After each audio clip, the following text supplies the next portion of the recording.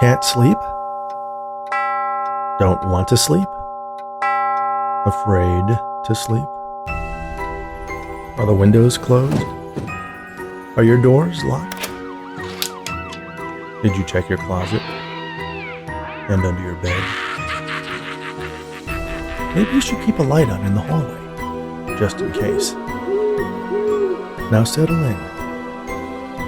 Make yourself comfortable. Lay back. Close your eyes, and let me tell you a story. There are many things about sleep that are still a mystery. Some people claim they can control their dreams, or even catch glimpses of the future.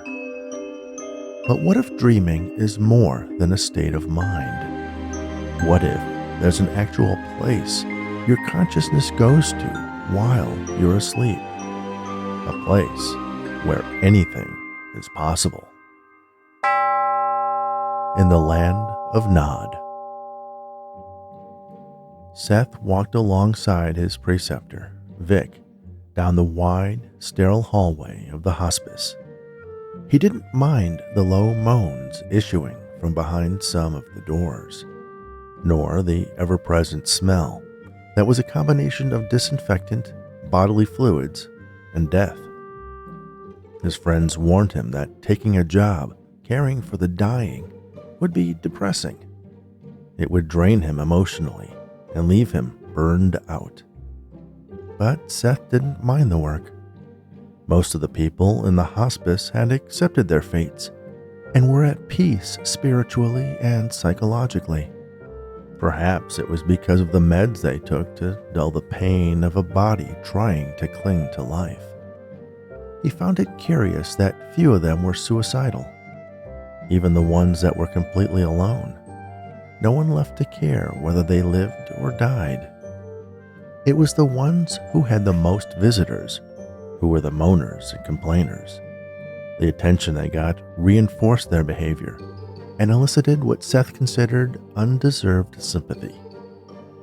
For the people who were truly alone in their last hours, Seth would often stay when his shift was done, sit with them and listen to their stories. He found it one of the most reassuring things he could do for them. Just listen. Let them leave a part of themselves behind that would live a little longer with him. Now that Seth had successfully completed his probationary period, he was assigned to the overnight shift. Vic was showing him the routine. It was strikingly different from the day shifts he was trained on. According to Vic, the patients were more likely to move on in the small hours of the morning than at any other time. They had to constantly check each sleeping patient and look for the telltale rise and fall of their chest to see if they were alive or not. At this stage, the patients weren't hooked up to heart monitors. At most, there was a single IV line that delivered morphine to supplement the fentanyl patches on their bony arms. It was important to remove the deceased as soon as possible, not so much because they presented any sort of health hazard for the staff or other patients, but because they needed the room. He and Vic walked along the hall lined with the same unassuming style of paintings that hung in the patients' rooms, the kind you'd find in a motel. Landscapes of nondescript places, both real and imagined. Seth had never been down this corridor before. He noticed that one of the patients' rooms was open. As they passed, he paused when he caught sight of the woman lying in the bed sleeping. Unlike the other inhabitants of the hospice, she wasn't sickly and gaunt. Her skin didn't have that pale, grayish pallor, nor were her eyes sunken into her skull. She seemed, for lack of a better word, healthy.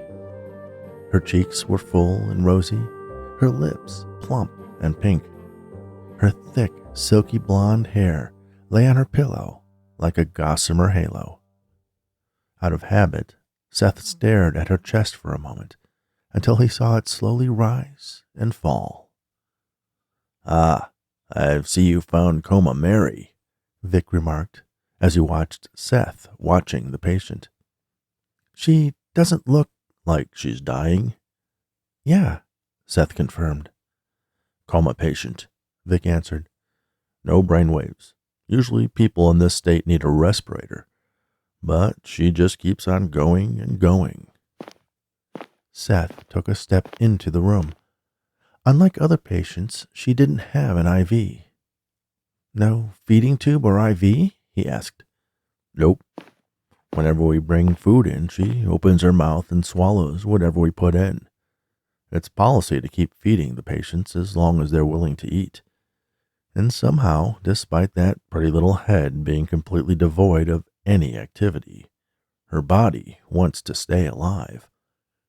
Seth reached out toward one of her hands laying atop the covers by her side. Whoa, Vic warned as he pulled his trainee back. You need to wear gloves when you touch her. Why? Is she contagious? Should I wear a mask? Seth asked, suddenly, in a panic. If you touch her, you'll fall into a coma yourself, he said ominously. Seth looked at Vic. You're joking, right? He waited for the preceptor to break into a mischievous grin, but his face remained serious as stone. Seriously? Vic nodded somberly. No one knows why. The last guy who touched her collapsed unconscious and smashed his head against the floor. Subdural hematoma. Dead before we found him. No kidding? Just make sure you're wearing gloves if you're near her. Come on. I have a feeling this is going to be a busy night, Vic said. There were 3 patients who moved on that night. Seth and Vic loaded their surprisingly light bodies into black body bags and wheeled them down to the basement, where they were either picked up by a funeral home or, more often these days, a cremation service. In the morning, after he clocked out, he went to visit Mrs. Jalapoli, a sweet Indian woman who loved to regale Seth with tales of when she was a star in Bollywood. Before he left, he stopped by to see Coma Mary. He carefully donned a pair of rubber gloves and approached her bedside. Her chest slowly rose and fell. To him, she seemed to smile, as if experiencing a pleasant dream. But her eyes remained still under the closed lids, absent the rapid movement that normally accompanied dreaming. If they had been open, they would have been staring directly at a painting hanging on the wall opposite her, a meadow dotted with clumps of dogwood trees in full bloom. Seth reached out and brushed a stray strand of hair away from her forehead. His gloved fingers brushed against her pale skin. For a moment, he felt lightheaded, as if he was going to pass out. In the back of his mind, he thought he saw the beige walls of the hospice room dissolve away, revealing a sunny meadow. He pulled his hand back, and the vision vanished. Vertigo overwhelmed him, and he nearly fell to the floor, steadying himself on the edge of the night table just in time. He took a deep breath and could feel his pulse pounding in the arteries of his neck. What the hell had just happened? He looked back down at Coma Mary. Her face remained unperturbed. The smile that creased the corners of her mouth gave the impression that she had just seen or heard something pleasant. According to Vic, however, that was impossible. Seth shed his gloves into a wastebasket, left the room, and headed home.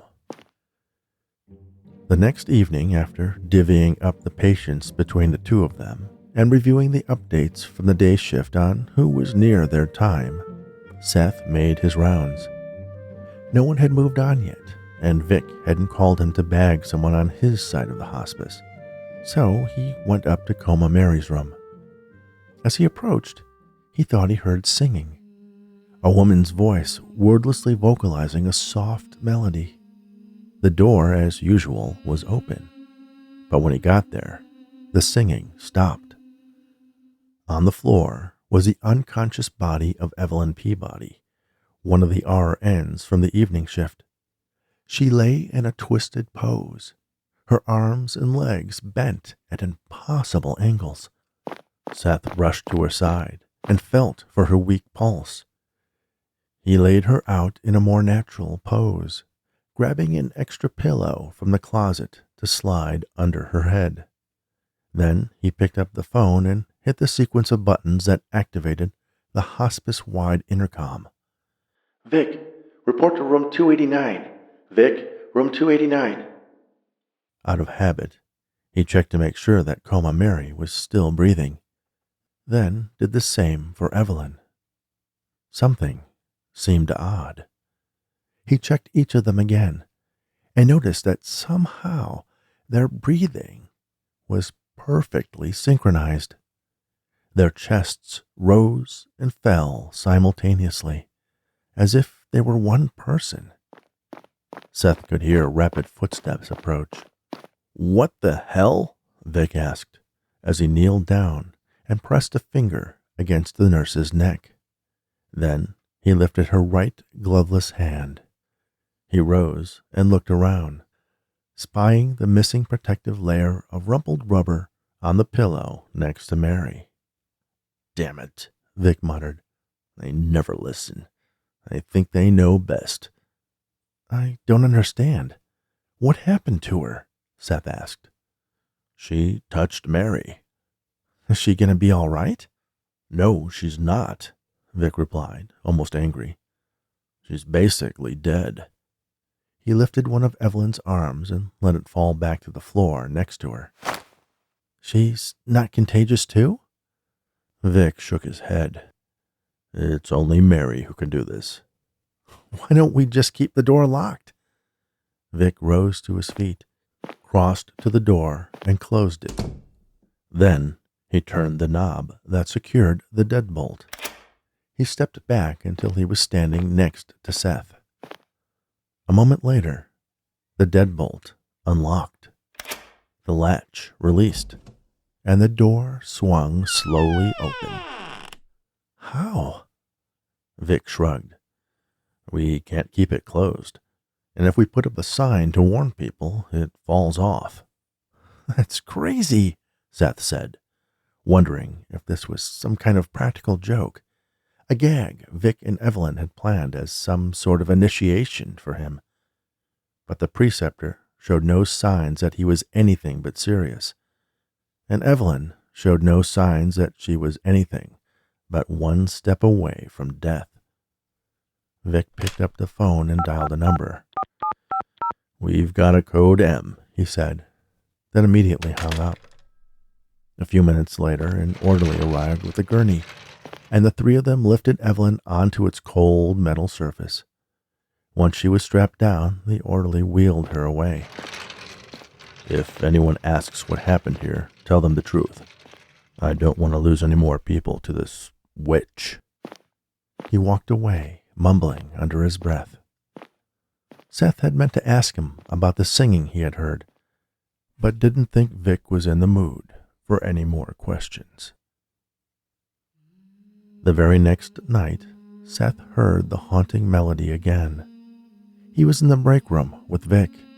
They were watching a rerun of The Office on a small television sitting on the counter. "Do you hear that?" Seth asked. "Hear what?" "That singing." "Singing? No." Seth got up and walked into the hallway. The music wasn't any louder, but it was clearly coming from the direction of Coma Mary's room. He followed it like one of the Pied Piper's rats. She lay still in her bed, that haunting smile beckoning. Covering his ears didn't quiet the melodic intonations. It was inside his head, but he had the distinct impression that its source was Coma Mary. Seth found himself standing next to the bed. He instinctively reached out to touch her arm, but stopped just before his flesh made contact with hers. The vision of Evelyn laying crumpled on the floor was still fresh in his mind, despite the hypnotic enticement of the music. Are you here to save me? A voice asked. Seth spun around, but he was alone in the room. He ran to the open door and looked up and down the hallway, but it was empty. He returned to the bed and looked closely at Coma Mary's face, searching for any signs of life other than the rhythmic breathing. Was that you? Are you talking to me? He asked aloud. Please save me, the voice pleaded. I'm so alone. How? Seth asked. Kiss me, the voice begged. Kiss me on my lips. Set me free. Seth smiled. Now the whole thing seemed even more like a giant practical joke. He stood up and searched the room for where the hidden cameras could be. The clock, the smoke detector, and the frame of the nondescript painting hanging on the wall. All right, Vic, you got me. You can stop now. Who's Vic? The voice asked. Seth ignored the question. Is this even a real person? He asked, leaning in to inspect Coma Mary up close. Looks pretty good, he said. Very lifelike. Then, with the absolute conviction that nothing would happen if he touched Coma Mary, except maybe a loud noise or flashing lights to scare him, Seth reached out and poked her cheek with the tip of his finger. The transition was instantaneous. He was standing in a meadow, surrounded by gentle hills and sparse copses of dogwood trees in full bloom. Thank you, the soft, grateful voice said. This time, he heard it with his ears and slowly turned about. Standing behind him, wearing a flowing white dress, was Coma Mary, her eyes open and very much alive. Mary? Seth asked. My name is Gwendolyn, she replied. She took a step toward him, and Seth instinctively backed away. Why are you afraid? I only wanted to thank you for rescuing me. Rescue you? From what? My loneliness. I don't understand. What is this place? How did I get here? Gwendolyn started walking past Seth. He followed. This, she said, waving an arm around her at the seemingly endless landscape, is the land of Nod. Seth had memories of his grandmother telling him it was time to scurry off to the land of Nod when it was bedtime. Is that what she meant?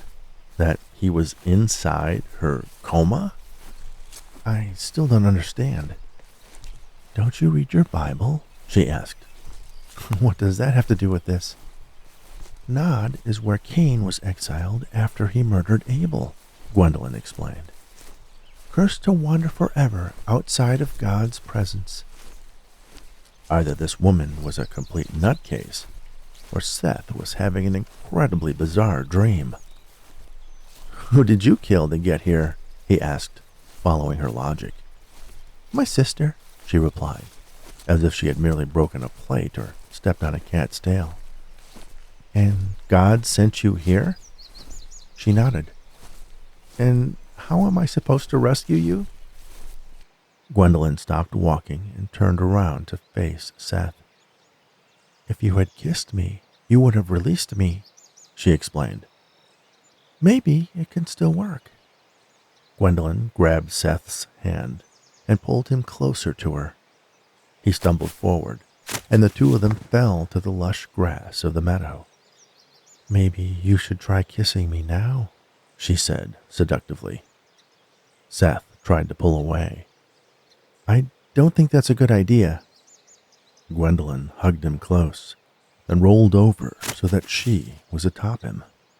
Her hair fell down in a veil, shielding their faces from the warm sun. Kiss me, she whispered, lowering her lips toward his. Seth bucked beneath her, rolled her off to one side, and got to his feet. The woman sat in the grass, laughing, Her dress splayed around her. Is it men you prefer? If you close your eyes, that's not it. I don't know you. A few minutes ago, you were a coma patient in a hospice who passed her condition on to anyone who touched her. Now you're here, awake, in the land of Nod or whatever this place is. And we can both leave if you kiss me. Something was wrong. There was something he wasn't remembering. Then, Evelyn, the others who touched you, where are they? Why didn't they help you? She sighed. Everyone asks so many questions. What aren't you telling me? Gwendolyn looked into Seth's eyes and relented at his stubborn curiosity. Okay, it's like this. Anyone who touches me gets sent to the land of Nod. If they pass my test, they get to return. If not, she poked Seth in the chest. Pop. You kill them? Gwendolyn shrugged. Don't know. They just disappear. Perhaps they get their own personal purgatory. Your test is to kiss me. What kind of test is that? I don't make up the rules. Well, actually, I do get to decide what test to perform, but the outcome is based purely on whether you are a good person or not. She moved slowly closer to him. Are you a good person, Seth? Her lips were so close, he could feel her warm breath. Then he heard something.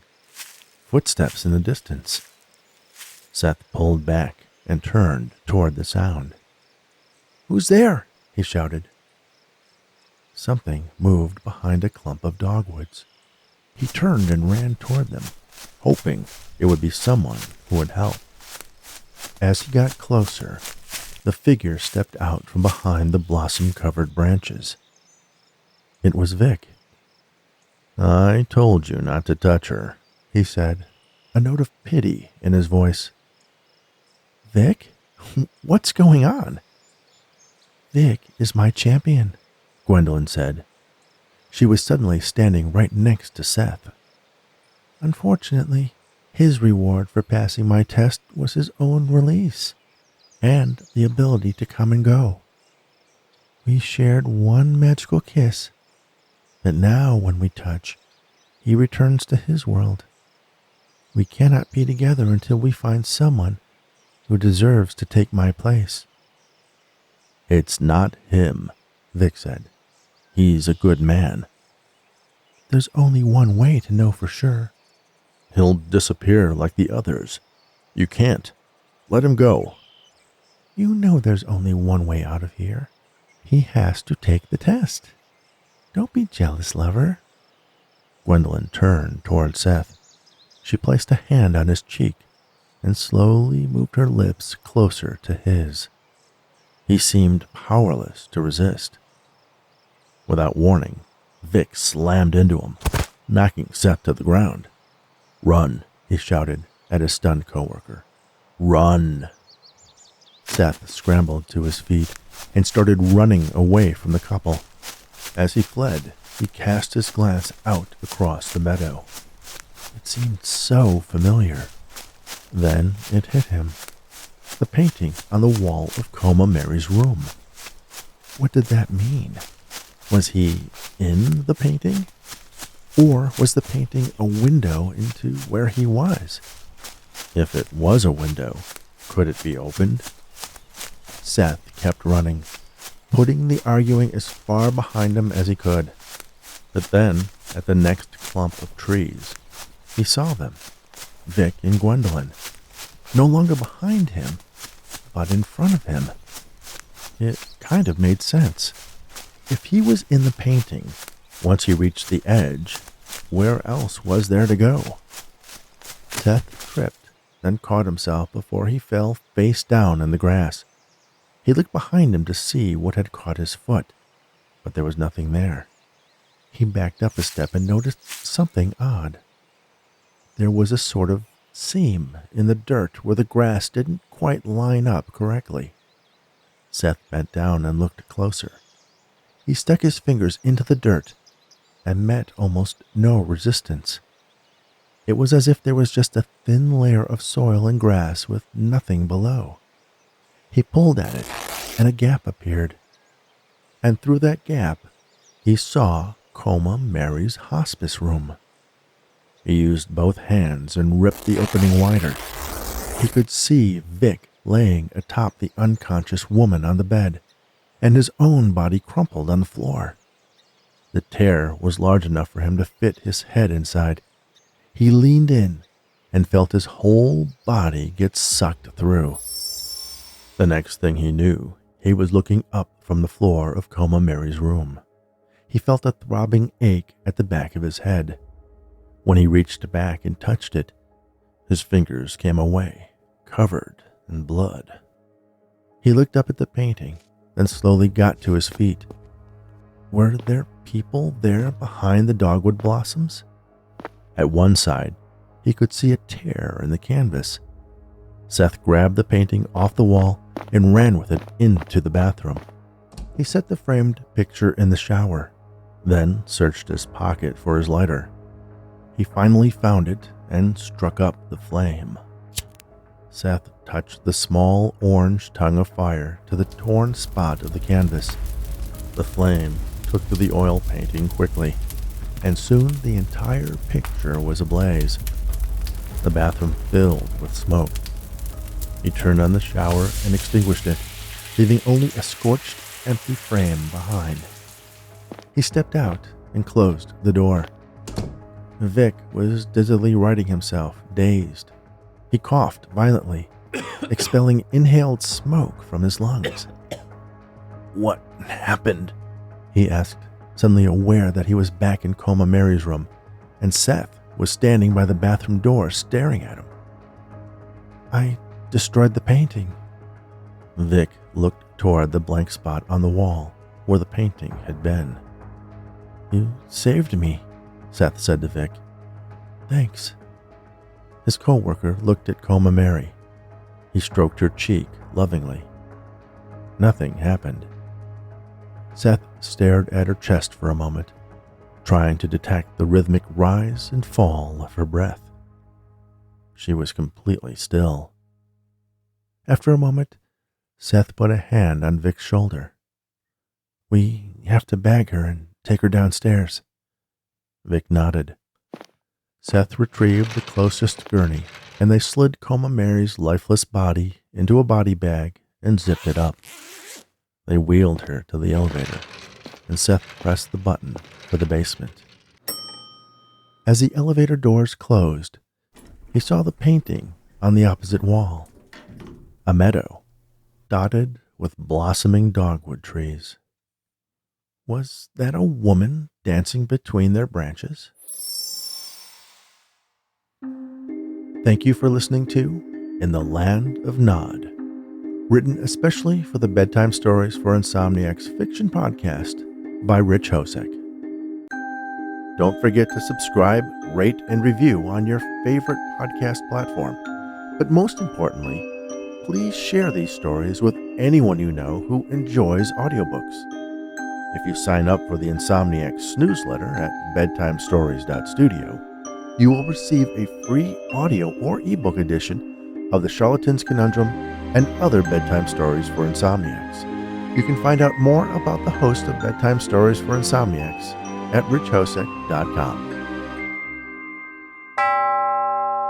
Thanks again, and all the very best.